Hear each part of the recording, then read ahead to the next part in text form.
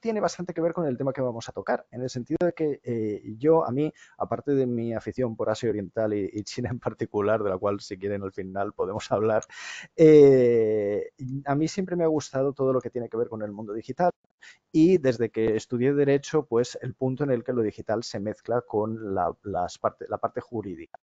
¿No? Porque es una mezcla de campos, pues esto que en la presentación se decía que era un poquito curiosa mi mezcla de cosas a las que me dedico.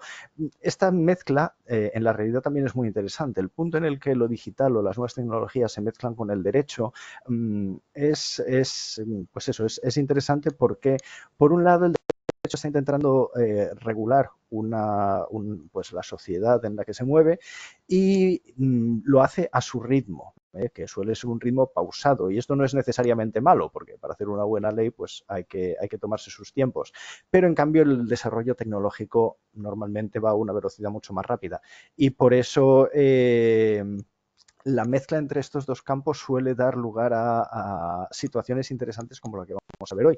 Y yo en particular, pues como les digo, siempre he estado muy interesado en este punto de convergencia entre nuevas tecnologías y derecho. Pues oigan, cómo se regulan los programas informáticos o esto que le llaman los smart contracts, los contratos inteligentes o los sistemas de vigilancia masiva o lo que vamos a ver ahora, las inteligencias artificiales y en concreto una manifestación de ellas que es el tema del chat GPT de OpenAI, que ha dado lugar, como veremos, a ciertas fricciones jurídicas en temas de protección de datos de carácter personal. En este sentido, bueno, como ven aquí soy delegado de protección de datos certificado, como les he dicho. Entonces, claro, mis conocimientos son principalmente jurídicos. Yo del tema que les voy a hablar, de este tema de las inteligencias artificiales, voy a hablarles de la parte jurídica de este tema. La parte técnica es más que probable que ustedes la dominen mucho mejor que yo. Entonces, yo no voy a ahondar mucho en los conceptos técnicos de cómo funcionan las inteligencias artificiales o incluso si el nombre es correcto o cuál debería ser su denominación, pero sí que me voy a centrar en la parte jurídica donde me siento mucho más cómodo y donde puedo dar unas respuestas bastante más sólidas. Entonces, mis definiciones, pido disculpas por las definiciones técnicas de brocha gorda que voy a hacer a lo largo de la charla. En la parte jurídica voy a ser bastante más preciso. Y bueno, y al final, si quieren hacerme alguna pregunta o alguna consulta que puedan tener, me la pueden hacer con el sobreentendido de que si es de la parte técnica no les voy a saber contestar, pero si es de la parte jurídica, sí. Entonces, bueno, vamos a ver esto, lo que les decía, cuál ha sido la reacción jurídica a un desarrollo tecnológico concreto, que es la inteligencia artificial, y dentro de las vertientes de la inteligencia artificial, una en concreto, que es ChatGPT. ¿De acuerdo? Bueno, ChatGPT, el tema de la inteligencia artificial, como les adelantaba, es un tema interesante y es dentro de estas nuevas tecnologías para el mundo del derecho, en gran medida es un territorio inexplorado. Nos ha venido muy rápidamente, mucho más rápido de lo que una normativa puede avanzar y está pues están surgiendo determinadas cuestiones jurídicas que vamos a estudiar en esta charla, pero partiendo de la base pues de que la tecnología que se está intentando regular pues no es, entre comillas, tan simple un coche o como una televisión, sino que, bueno, para mí, como aficionado a la ciencia ficción, para mí la inteligencia artificial cumple perfectamente la tercera ley de Clark, que decía aquello de que cualquier tecnología lo suficientemente avanzada resulta indistinguible de la magia. Para mí, yo estoy seguro de que detrás de ChatGPT hay un proceso científico perfectamente comprensible, pero desde mi punto de vista del ego es hechicería, es brujería. Entonces, hay muchas cosas que me resultan asombrosas y entiendo la dificultad a la hora de encuadrarlas en conceptos jurídicos predeterminados. Antes de empezar a hablar de estos conceptos jurídicos, sí que quiero hacer una matización, y es que no soy para nada un ludita, soy un fan de la tecnología de la inteligencia artificial y hago este matiz porque voy a hacer algunos comentarios que pueden entenderse y se deben entender como una crítica a la manera como algunas cosas relativas a ChatGPT han sido gestionadas.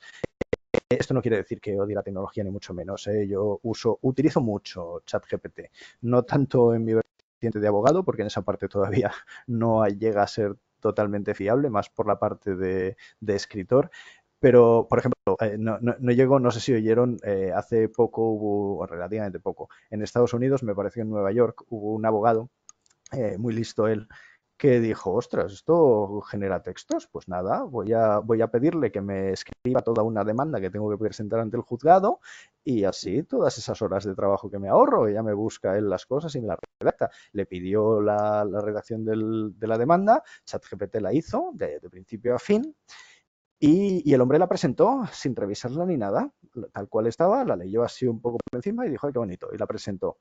Si ustedes han utilizado ChatGPT, sabrán que genera contenido muy bien, pero cuando se trata de algo que no sabe, ChatGPT es incapaz, prácticamente incapaz de decir que no sabe de algo. Parece un tertuliano de televisión. Él siempre sabe de todo. A menos que le pilles con el carrito de los helados y le digas esto está mal y entonces ya echa atrás, normalmente él siempre va a decir, va a dar respuesta a lo que se le pida. Y cuando no tenga el dato, se lo va a inventar. Eso es un tema que vamos a ver ahora a continuación cuando hablemos de las cuestiones jurídicas. Y lo que pasó con este abogado estadounidense fue eso, que ChatGPT le redactó la demanda y como no sabía los antecedentes y la jurisprudencia, ChatGPT se lo inventó los precedentes, los puso en la demanda, el abogado no comprobó, lo presentó y el juez, que sí que sabía de derecho, dijo estos precedentes son falsos y en estos momentos el abogado pues, tiene un procedimiento sancionador en marcha y es posible que le retiren la licencia por haber hecho esa barbaridad que dices, hombre, ya que lo redactas, como mínimo verifica la jurisprudencia, ¿no? Pero bueno, yo he utilizado, como digo, ChatGPT, he utilizado inteligencias artificiales de estas generativas de imágenes, pues por ejemplo, para hacer bocetos de los personajes de mis libros, para enviárselos a mi agente para que los pueda mover y tal y cual. He utilizado, no sé si conocen Character AI, que es que te permite hacer tus chatbots para jugar, básicamente. Y pues creé un juego conversacional precisamente de diplomacia de la antigua China, esta afición que tengo de China, pues lo hice ahí. O sea, estas tecnologías me encantan. Lo que pasa es que, como vamos a ver, lo cortés no quita lo valiente y el hecho de que sea una tecnología maravillosa y que tenga muchas posibilidades de cara al futuro, eso no quita que haya unas cuestiones jurídicas, unas cuestiones regulatorias que hay que tener en cuenta y con las que OpenAI, la empresa que creó a ChatGPT, se ha topado de frente y tiene ahora pues varios conflictos abiertos en temas de protección de datos.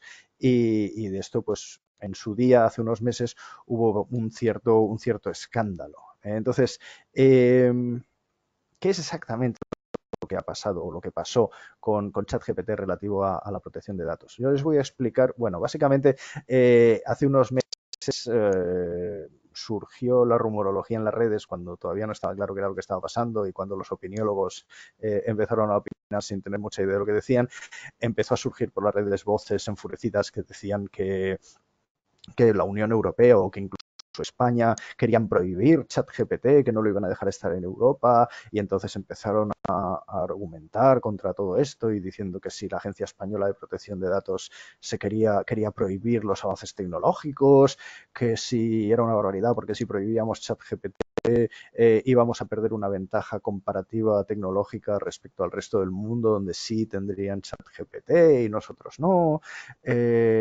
O había las voces que decían, no, es que vamos a poner puertas al campo, es absurdo porque esto ha venido para quedarse y por mucho que digan en protección de datos, pues esto va a estar aquí y que si la Agencia Española de Protección de Datos no tenía ni idea que hacía, que si era una caza de brujas contra el avance tecnológico. Incluso había voces que yo leí que decían que la Agencia de Protección de Datos debía desaparecer por esto que estaba diciendo. O sea, había opiniones para todo, pero básicamente ninguna estaba basada en un verdadero conocimiento de cuál era la cuestión jurídica que había detrás de toda esta rumorología.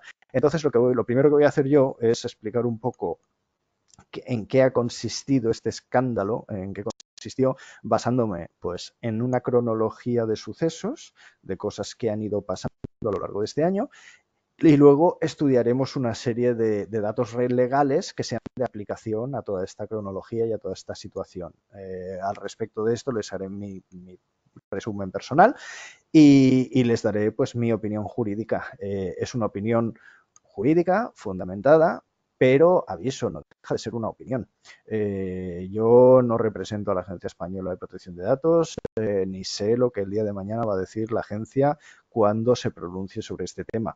Lo que sí les voy a decir es que, bueno, cuál es esa cronología, cuáles son esos datos legales y las conclusiones que les voy a dar, en mi opinión, son conclusiones válidas, pero por lo menos les voy a dar a ustedes los datos para que pues, se planteen si lo que estoy diciendo tiene o no tiene sentido.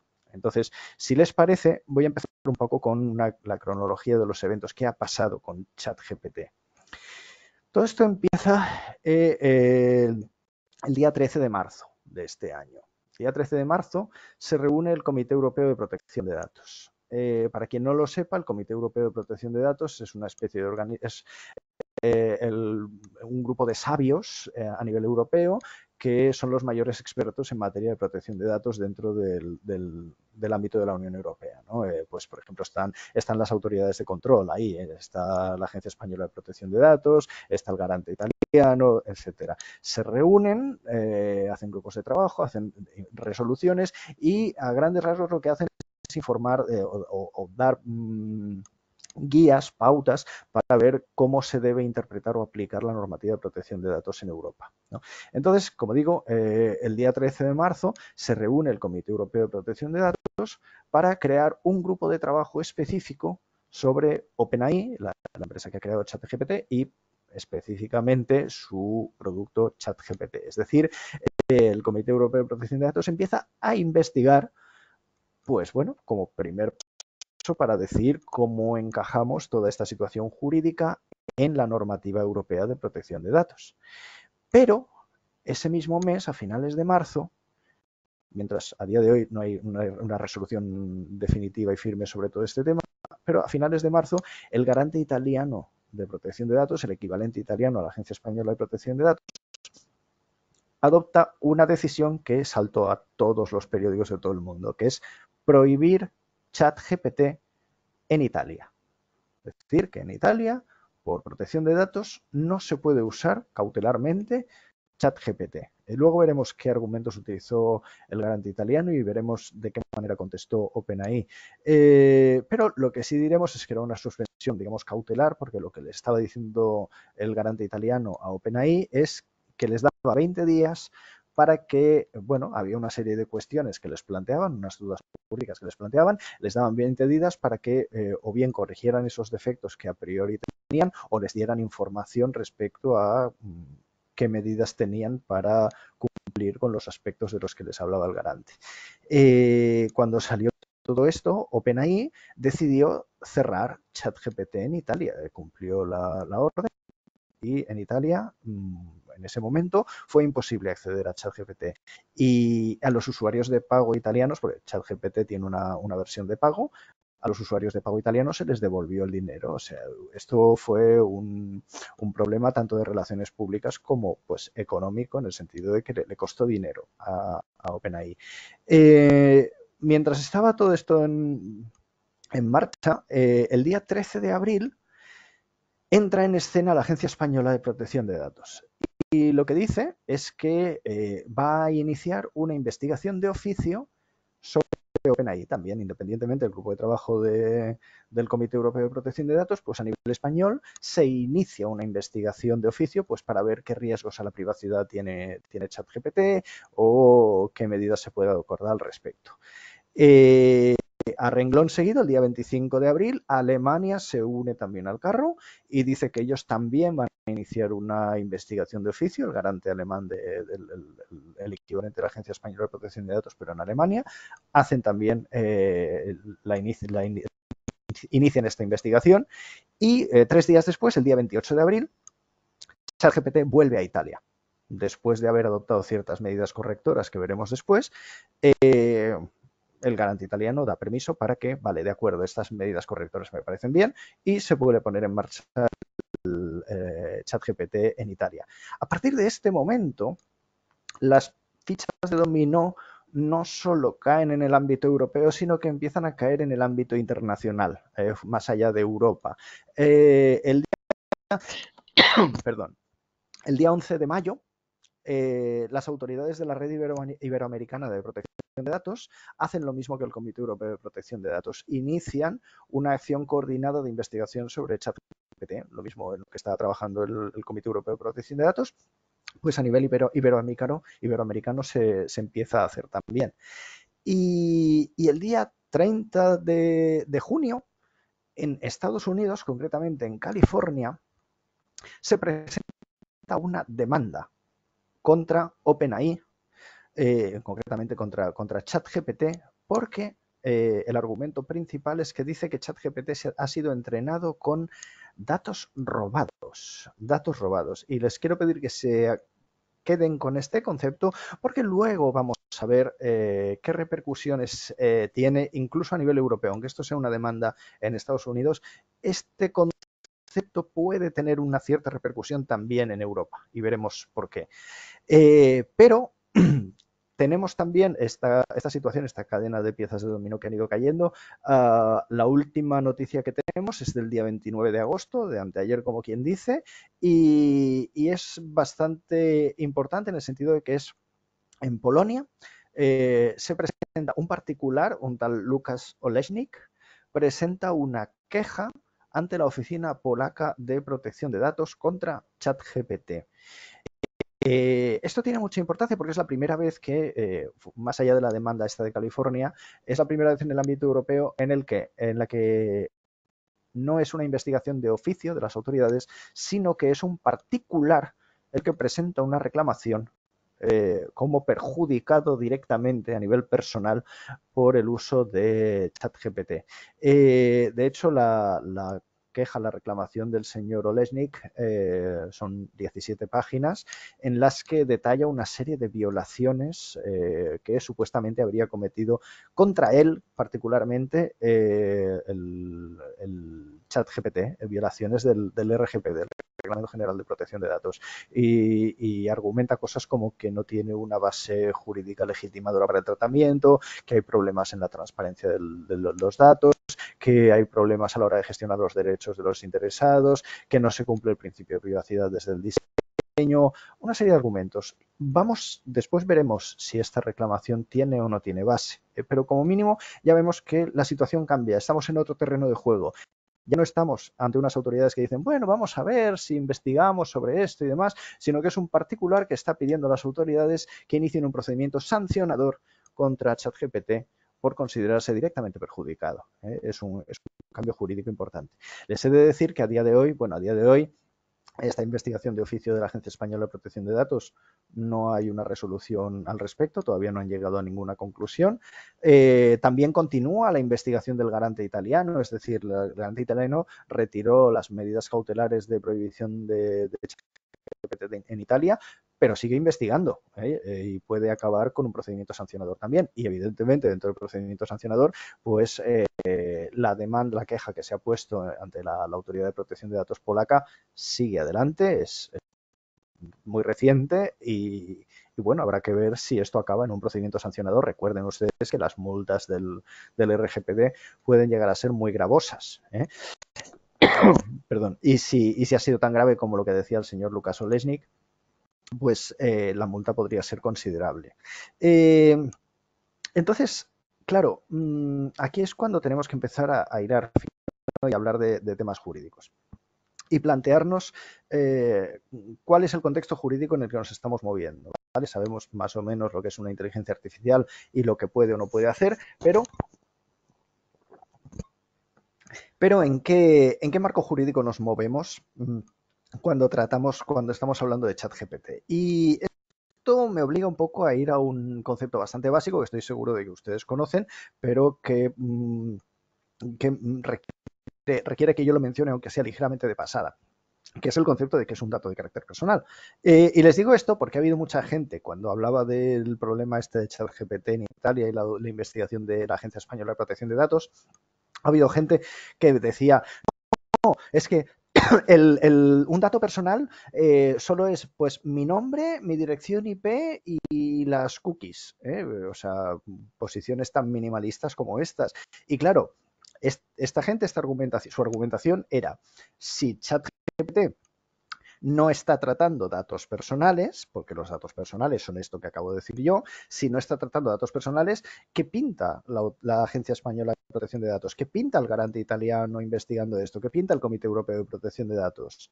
Y oigan, irónicamente, en cierto modo, tienen razón estas personas, porque si de verdad, si ChatGPT no trata datos de carácter personal, pues es cierto, la Agencia Española no pinta nada, el garante italiano no pinta nada, el Comité Europeo no pinta nada, no.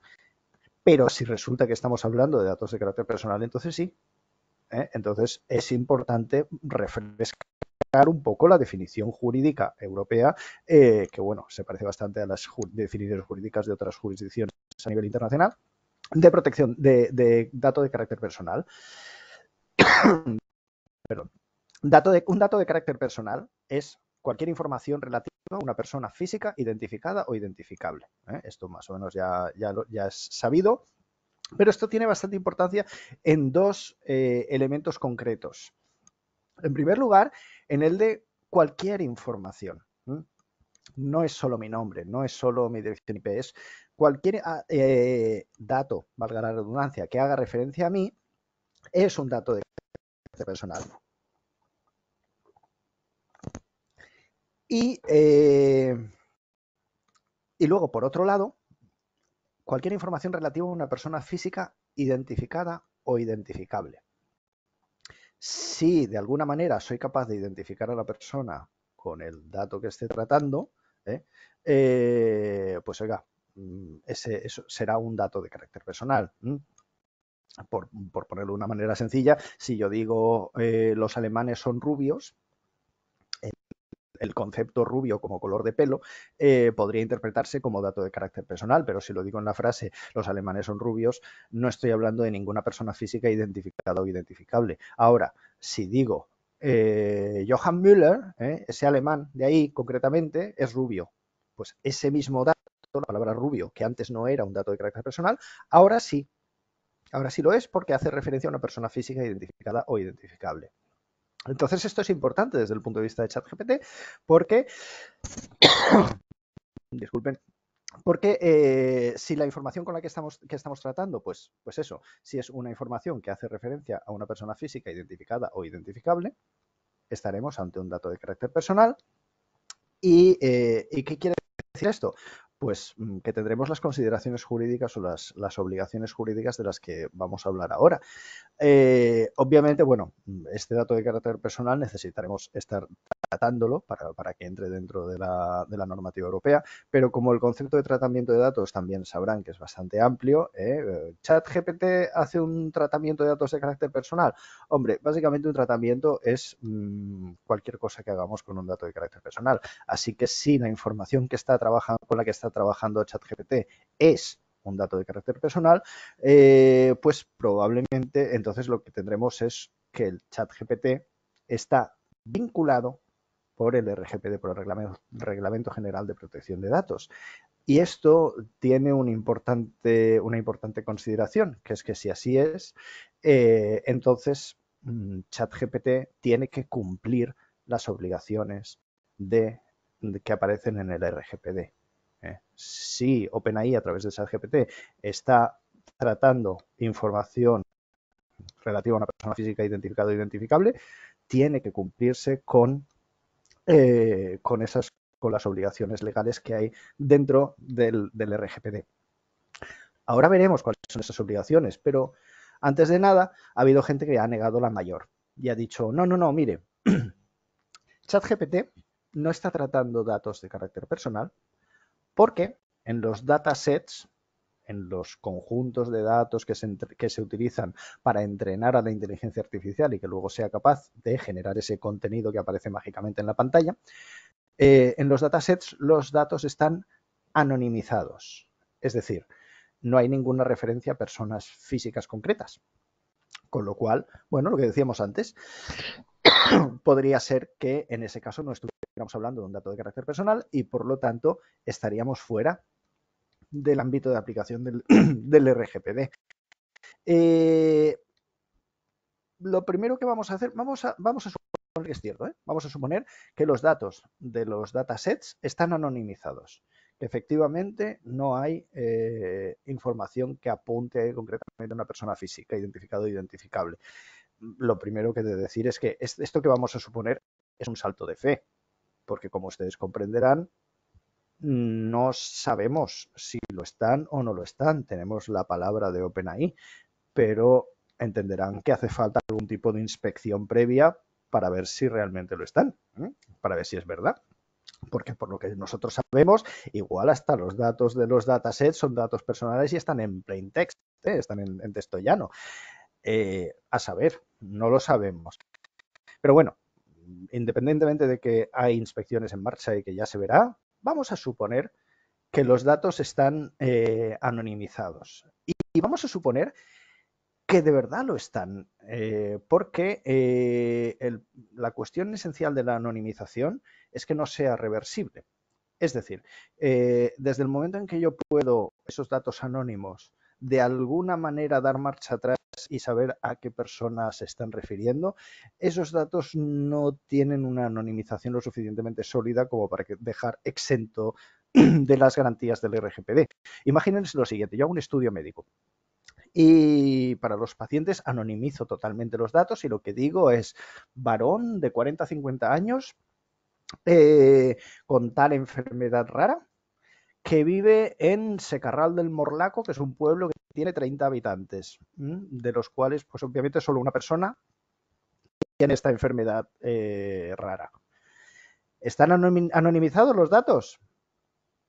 A nivel formal, sí. No hay ningún sitio que me diga los datos corresponden a fulanito de tal, pero en la práctica todo el mundo sabe a quién se está refiriendo. Por lo tanto, es una persona física identificable. Por lo tanto, no son datos anónimos. Así que hay que ver si esa anonimización es real o no lo es. Pero bueno, supongamos que sí.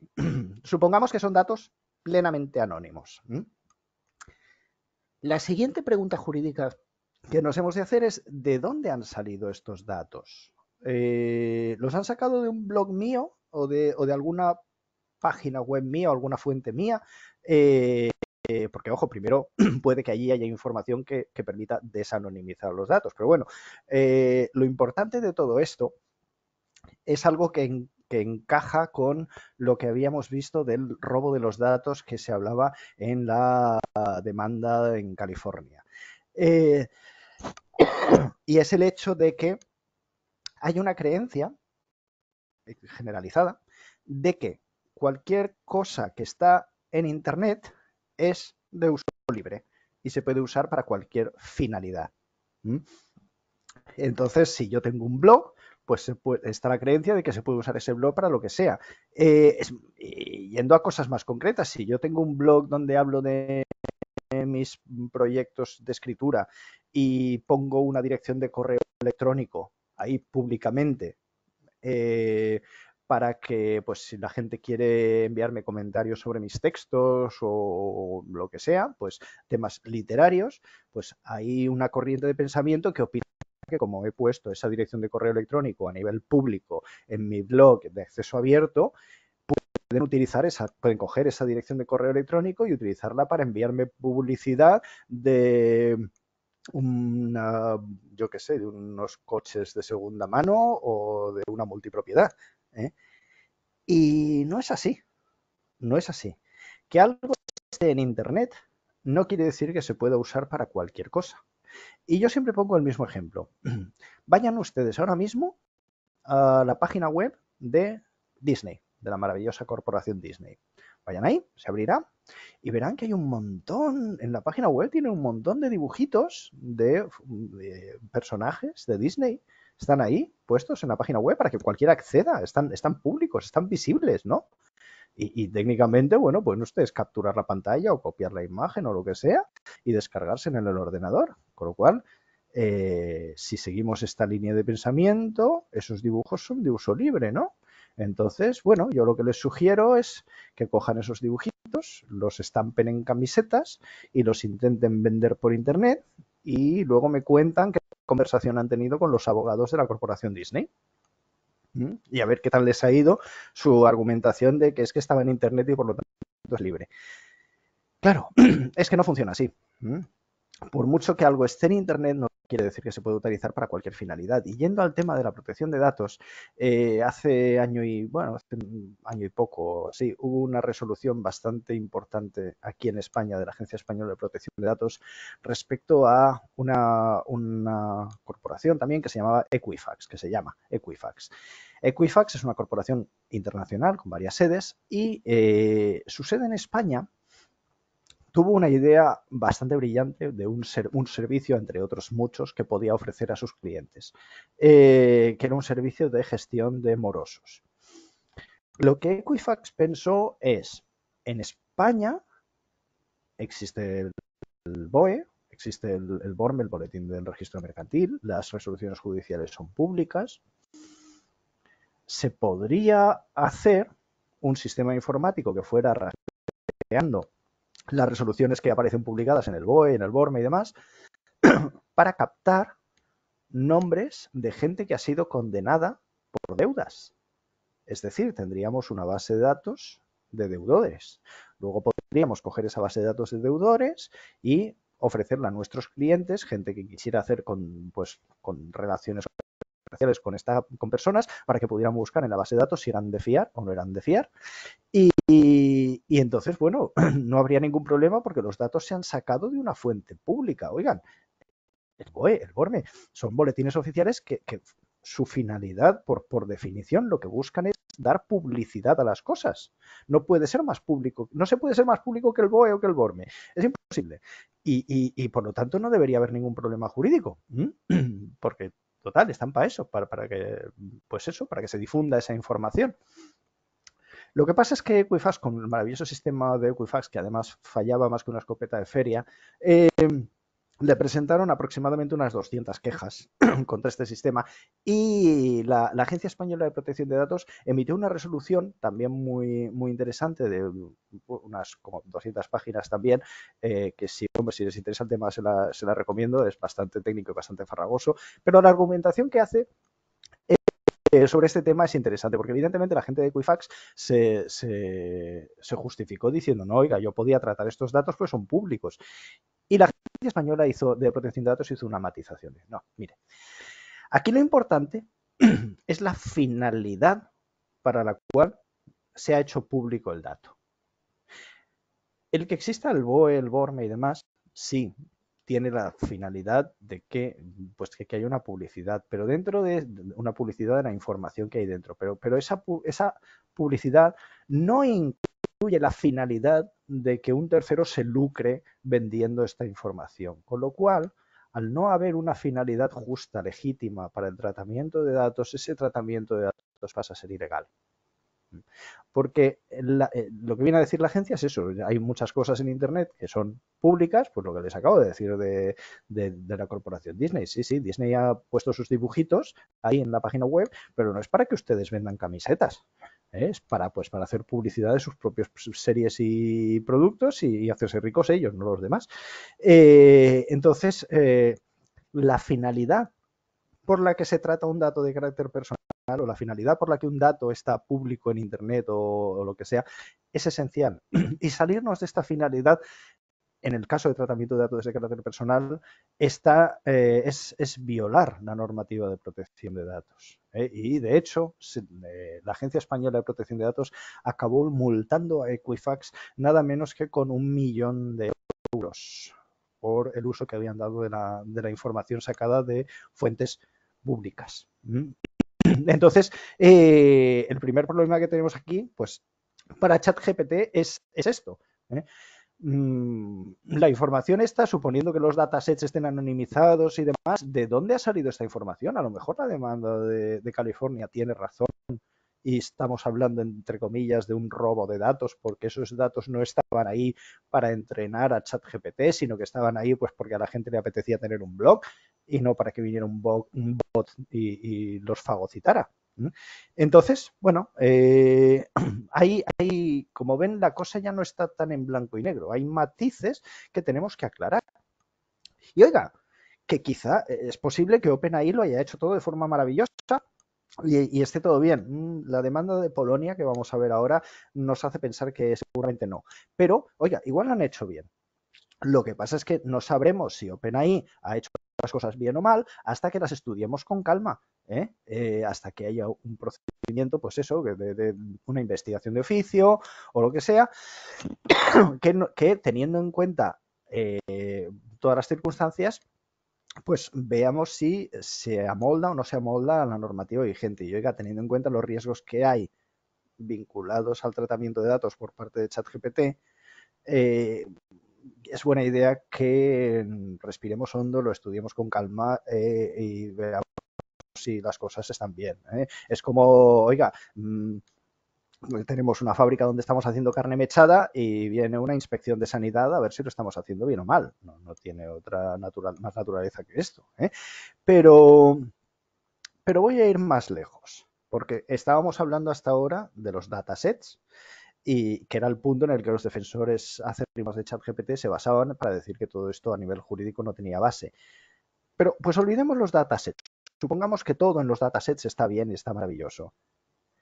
¿Qué pasa con los datos de los usuarios de ChatGPT?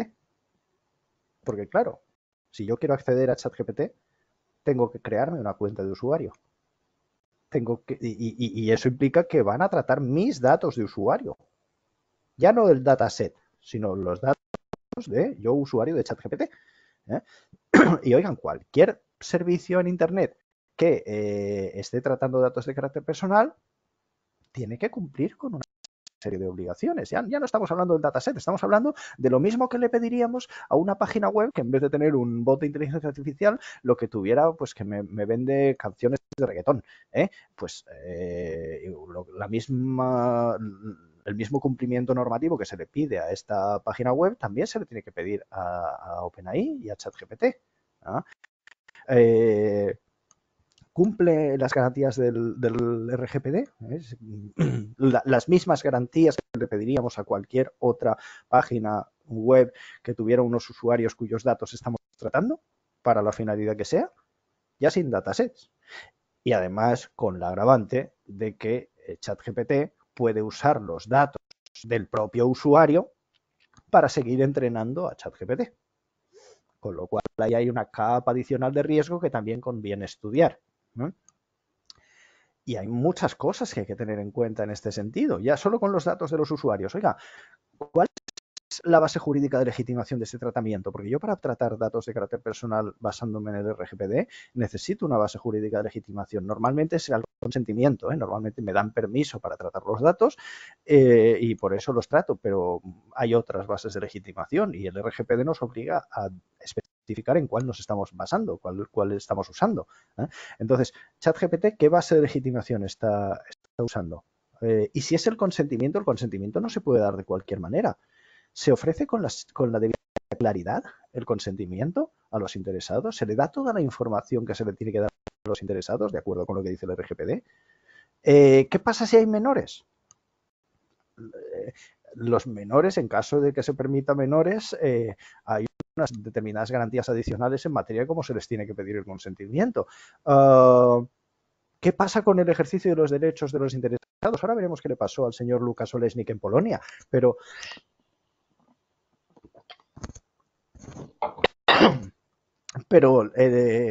cuando tratan nuestros datos tenemos una serie de derechos que cualquier institución, cualquier organismo tiene que cumplir. ¿Los cumple ChatGPT? Ahora veremos que no. Y hay otros temas también bastante importantes. Oigan, antes de poner en marcha ChatGPT, ya yendo para nota, se hizo una evaluación de impacto relativa a la protección de datos de carácter personal.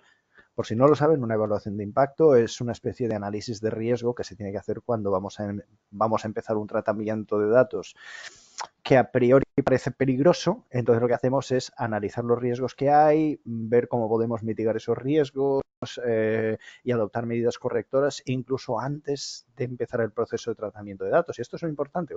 Una evaluación de impacto es una evaluación de impacto previa a iniciar nada, antes de que ChatGPT ni siquiera sea más que un proyecto en un borrador, en una pizarra, en un despacho, hay que hacer una evaluación de impacto para ver ¿qué riesgos puede haber para la privacidad? Entonces, ¿se hizo esta evaluación de impacto? Porque, hombre, me extrañaría mucho que una entidad que tiene voluntad de ofrecer este servicio en todo el mundo no haya oído hablar de que en Europa hay una cosa llamada RGPD y que por lo tanto iba a tener que cumplir con la normativa de RGPD. Y me extrañaría mucho que no hubieran tenido el apoyo de algún tipo de jurista que les dijera, oiga, tienen que hacer ustedes esto. Pero aquí, pues, por el tipo de datos que estamos hablando, por la gran escala de tratamiento, por eso que son tecnología novedosa, muy probablemente tenían la obligación de hacer una evaluación de impacto previa. ¿La hicieron? Yo pongo la mano en el fuego a que no, porque se habrían ahorrado todos los problemas de después. Pues eso, tienen delegado de protección de datos. Hay un montón de cuestiones que tenían que tener en cuenta para cumplir con el RGPD por el mero hecho de tratar los datos, no ya de los datasets, que también, sino los datos de los propios usuarios del servicio. Entonces, estas obligaciones, como estamos viendo, abarcan muchas cosas. No es simplemente poner una política de privacidad en la página web y decir, ya está, ya he informado y por lo tanto puedo hacer lo que quiera con los datos. No, hay muchas cosas que hay detrás. Entonces, bueno, teniendo en cuenta pues que esto puede afectar a menores, que esto puede afectar a, entre comillas, a datos robados, tal, no es mala idea que el Comité Europeo de Protección de Datos o la Red Iberoamericana de Protección de Datos o la Agencia Española de Protección de Datos hagan una investigación previa para intentar determinar si estas cosas se estaban haciendo bien o no.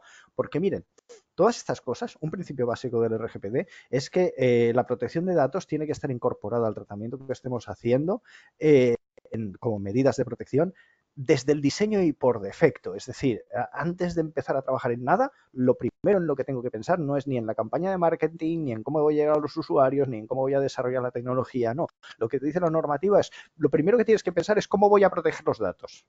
Lo primero. Las medidas de protección de datos no son un parche, una tirita que pongamos después cuando la herida esté abierta. Son unas medidas preventivas para evitar que haya esa herida. Entonces, bueno, no se trata de una caza de brujas contra la innovación, se trata de ofrecer las mismas garantías que se le exigen a cualquier otro servicio que esté tratando datos de carácter personal. Entonces, quizá no tengamos problemas en cómo se han entrenado los datasets, pero podría haber algún problema en cómo se tratan los datos de los usuarios de ChatGPT. Y con todo esto en mente, con todo lo que les he dicho, ¿qué es lo que dijo el garante italiano cuando cerró preventivamente ChatGPT en Italia? ¿De qué se quejaba el garante italiano? Bueno, muchos conceptos ya les sonarán porque ya les he estado hablando. Lo que decía el garante italiano es lo mismo que les acabo de decir yo. Decía, la empresa carece de una base jurídica que justifique la recopilación y el almacenamiento masivos de datos personales para entrenar los algoritmos de ChatGPT. ¿Sobre qué base se cogía la información de estos datasets para entrenar? ¿Había consentimiento? Yo con mi blog que tenía en internet público he dado consentimiento para que venga y se entrene a ChatGPT. No recuerdo haber dado ese consentimiento, ¿eh? Entonces, no hay una base de jurídica legitimación. Dice, no se proporciona ninguna información a los usuarios ni a los interesados cuyos datos han sido recopilados por OpenAI y procesados a través del servicio de ChatGPT. Esta información, que es legalmente obligatoria, en un principio OpenAI ChatGPT no lo daba. Y tampoco hay un sistema para verificar la edad de los usuarios, pese a estar reservado a sujetos que hayan cumplido al menos 13 años según los términos de uso publicados por OpenAI. Pues oiga, pues si dicen que no es para menores, pero tampoco verifican la edad, ¿qué garantías tienen de que no estén tratando datos de menores? Y decía, en particular, 3 violaciones diferentes. Haber recopilado los datos personales de millones de personas para entrenar los algoritmos sin informarles de esa circunstancia y probablemente sin tener una base legal adecuada. Recopilar datos personales de los usuarios durante las conversaciones sin informarles del destino de estos datos y generar contenidos en respuesta a preguntas que en ocasiones atribuyen a las personas hechos y circunstancias inexactas y falsas, proponiendo así una representación distorsionada de su identidad personal. Esto es muy importante. Es lo que les he dicho antes de que ChatGPT se inventa las cosas cuando no las sabe. Y esto es importante en relación a la reclamación en Polonia de la que les había hablado antes. Porque lo que menciona el garante italiano tiene repercusión también en esta reclamación de Polonia. Y para eso les voy a contar qué es lo que le pasó al señor Lukas Olesnik y de qué se queja, para que ustedes juzguen con toda esta información que les he venido dando sobre protección de datos, ¿qué base puede haber aquí? Miren, el señor Olesnik lo primero lo que hizo fue meterse en ChatGPT y así como medio broma, intentó hacer una biografía suya, es decir, le pidió a ChatGPT que le hiciera una biografía suya, pues al estilo de la que podríamos encontrar en una página de Wikipedia. ChatGPT hizo lo que hace cuando no tiene información, inventarse los datos, igual que le había pasado al abogado americano que se inventó la jurisprudencia, pues se inventó la biografía de Lucas Olesnik. Como curiosidad les diré que yo he estado ahí, en el sentido de que yo le dije a ChatGPT en una ocasión, háblame de Más fría que la guerra, que es la novela con la que gané el premio Minotauro. Y el argumento que se inventó de Más fría que la guerra me contó que era una historia de la lucha contra el narcotráfico en Colombia, que si un policía, que si los paramilitares, o sea, algo que no tenía absolutamente nada que ver con mi novela de ciencia ficción. Y le dije, no, la novela Más fría que que fue ganadora del premio Minotauro de ciencia ficción, y entonces cayó en la cuenta, es una novela de ciencia ficción, vale. Y se inventó otro argumento de una novela de ciencia ficción, la verdad es que molaba el argumento, era una historia ecofuturista, un thriller ecofuturista de lucha para conservar los recursos del planeta Tierra y no sé qué, ahora molaba, pero no era lo que yo había escrito. Entonces, ChatGPT hace esto, ChatGPT se inventa los datos. Y a ChatGPT, cuando le pidió los datos sobre Lukas Olesnik, se inventó los datos de Lukas Olesnik. ¿Cuál es el problema? Que hay un principio esencial del tratamiento de datos de carácter personal en Europa, que es el principio de exactitud. Los datos que yo esté tratando tienen que ser exactos. Si a mí me envían una carta dirigida a Fabián Pérez, pues no, yo tengo derecho a que si me envían una carta sea dirigida a Fabián Plaza, o yo soy Fabián Plaza, no soy Fabián Pérez. Entonces, la protección de datos me permite exigir que los datos sean exactos. Y no es que me permita exigir, es que el responsable del tratamiento tiene la obligación, desde el diseño y por defecto, de que los datos que esté tratando sean exactos. Tiene que adoptar las medidas necesarias para que los datos que trate sean exactos. Y en el momento en que detecte alguna inexactitud, sin dilación indebida debe corregirla. Entonces, cuando al señor Lukas Olesnik, que seguramente sabe algo de protección de datos, vio que ChatGPT se inventaba su biografía, se puso en contacto con OpenAI y les pidió información sobre, oiga, ¿de qué manera tratan ustedes los datos? Porque claro, me ha pasado esto. Y el segundo error de OpenAI fue no ofrecerle al señor Olesnik información alguna. Y hay otro principio aquí que entra en juego, es el principio de transparencia. Artículo 12, si no recuerdo mal, del RGPD, que implica pues que los tratamientos de datos que se haga de los particulares, de los interesados, tiene que estar basados en un principio, en una transparencia, tiene que haber transparencia de cómo se esté tratando estos datos. Entonces, el no darle esta respuesta al señor Olesnik ya era un nuevo defecto. Entonces, lo que hizo el señor Olesnik es pidió que corrigieran sus datos. Les dijo, oiga, esto está mal, mi biografía está mal, así que les pido por favor que corrijan esos datos. Y ya no pasamos de un principio, ya no estamos hablando de un principio genérico de protección de datos, de, oiga, tiene usted que los datos tienen que ser exactos. No, es que la exactitud también es un derecho de los interesados, concretamente el derecho de rectificación. Yo puedo expresamente pedir a un responsable, oiga, este dato está mal, yo no soy Fabián Pérez, soy Fabián Plaza. Y si yo hago esto, existe la obligación de corregirlo, sin dilación indebida. Hay que corregirlo porque hay un principio de exactitud. Entonces, cuando el señor Lukas Olesnik pidió a OpenAI que les corrigiera esa información falsa, la única respuesta posible de OpenAI era, sí, señor, ahora mismo lo corregimos. ¿Adivinan qué respuesta le dieron? Le dijeron, no, es que no podemos corregirlo. Esto son cosas que pasan. Con lo cual, ni principio de exactitud ni respuesta válida al derecho de rectificación de los datos inexactos. Y no solo eso, sino que por lo visto, en la queja que presenta el señor Lukas Olesnik, lo que ha hecho OpenAI es, uy, este señor Olesnik nos está causando muchos problemas, no podemos corregir los datos, pero ¿sabes qué podemos hacer? Le vamos a decir a ChatGPT que cada vez que le pregunten por Lukas Olesnik, no conteste. Bloquear cualquier acceso de ChatGPT al término Lucas Olesnik. Entonces, muerto el perro, se acabó la rabia. Ya no habrá datos inexactos porque no habrá ninguna respuesta de ese término. Y ojo, esto que quizá para OpenAI le parecía una brillante idea, en realidad es gravísimo, porque ese es otro derecho diferente, el derecho de supresión. Yo tengo derecho a que me supriman mis datos, pero es otro derecho. Si yo estoy pidiendo la rectificación, lo que quiero es que rectifiquen, no que borren mis datos. Si quisiera borrar, habría pedido la supresión. Entonces, es un error tras otro error tras otro error. Y en general, esto pinta mal para OpenAI, porque si ChatGPT no puede corregir errores de la información de los datos personales que tenga, quiere decir que por defecto y desde el diseño ChatGPT no puede cumplir con el RGPD, porque la exactitud es un principio y el derecho de rectificación es un derecho esencial. Y oiga, probablemente esto no solo le pase al señor Olesnik, sino que probablemente le pase a todo el mundo. A mí me pasó, ya les digo, probándolo en mi novela, los datos eran falsos. Entonces imaginen ustedes la escala de datos inexactos que está manejando ChatGPT. Entonces, claro, eso choca abiertamente con la normativa de protección de datos. Entonces, ¿qué hizo OpenAI cuando el garante italiano le pidió que corrigiera las cosas? Pues hoy sí que adoptó medidas, independientemente de lo mal que lo hizo en Polonia. En Italia se le ocurrió un poco más, quizá por la presencia mediática, e incorporó una serie de modificaciones a ChatGPT.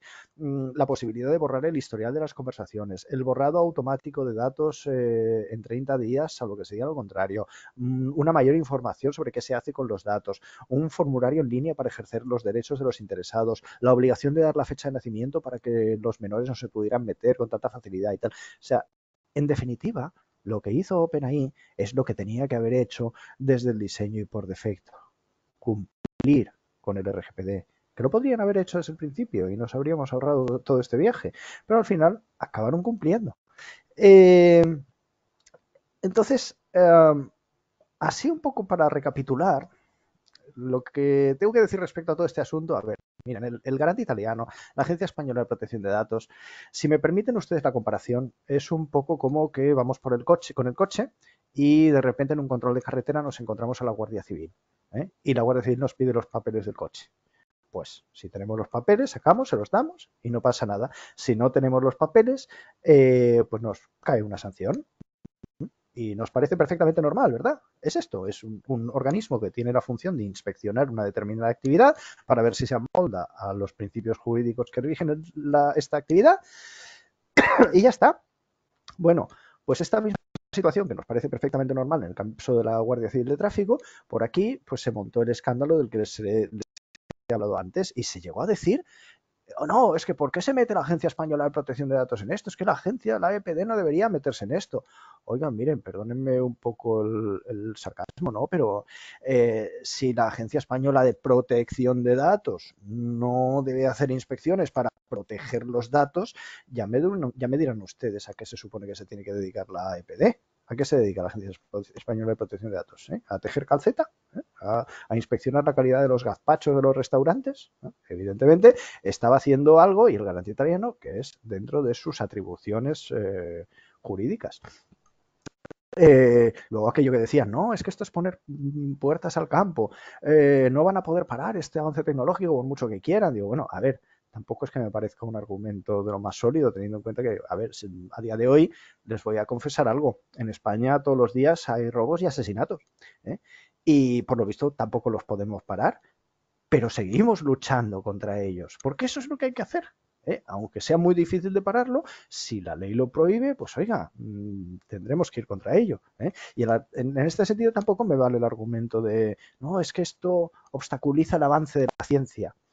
A ver, la ciencia es maravillosa, la ciencia es lo que nos ha llevado a estar ahora teniendo una videoconferencia con ustedes, pero como todo, la ciencia tiene que tener límites.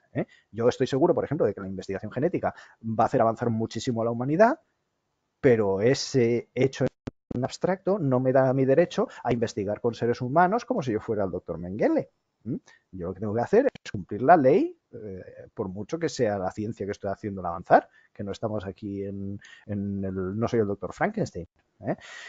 Porque miren, les voy a decir algo. A mí lo que me parece peor de todo esto es que se produce una grave injusticia. Yo soy delegado de protección de datos, yo tengo clientes que se esfuerzan por cumplir la normativa de protección de datos, incluso en su propio perjuicio. Y me parece injusto que mis clientes cumplidores con la normativa tengan una desventaja económica respecto a las personas o las entidades como OpenAI que no cumplen, y que tengan una desventaja económica por el hecho de cumplir con la normativa. Yo he tenido clientes que, bueno, han tenido ideas de marketing maravillosas, pero que eran incompatibles con la normativa de protección de datos y les he tenido que chafar la guitarra y decir, no podéis hacer esto. Sí, os daría muchos clientes, pero está prohibidísimo. O ya sin llegar a tanto, el mero hecho de que me contraten a mí para que les asesore es un coste. Y oigan, pues es injusto que, pues eso, que haya empresas que están gastando recursos para cumplir con la normativa, para que vengan otras que hacen las cosas sin cumplir y esperan que todo vaya bien. Es injusto. Y la manera de eliminar esta injusticia es que todo el mundo cumpla. Entonces, la moraleja que yo daría de todo esto, de toda esa historia, es que es mejor cumplir desde el principio. Todo este problema reputacional, incluso de gastos económicos que le supuso a OpenAI en Italia, se lo podrían haber ahorrado perfectamente si hubieran cumplido con la normativa de protección de datos desde el principio. Y está por ver la que les pueda caer por el tema polaco.